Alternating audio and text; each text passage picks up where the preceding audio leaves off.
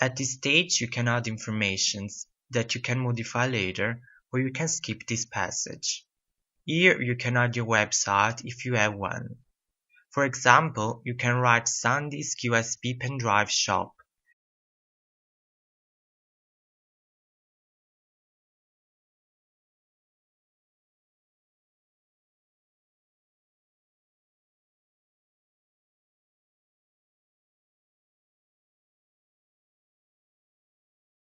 And add the website sandisk.com. Then click on Save Information and then Next.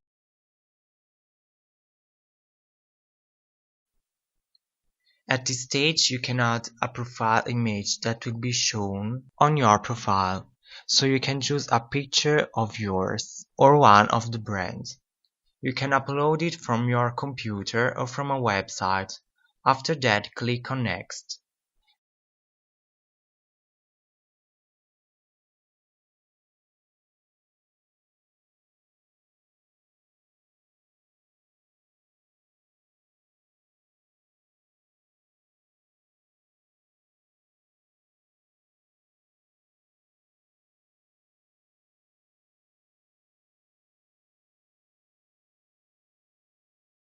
This step, Facebook allows you to add a rapid link to the page you are building on your personal profile's homepage.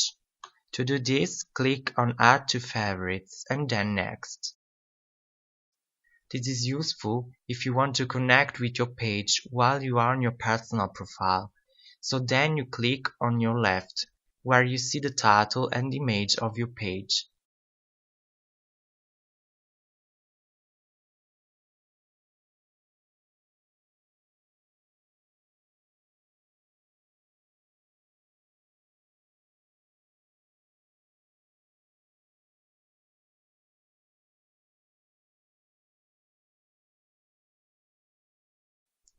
On the next step, you can choose the target of people that you want to send on your page.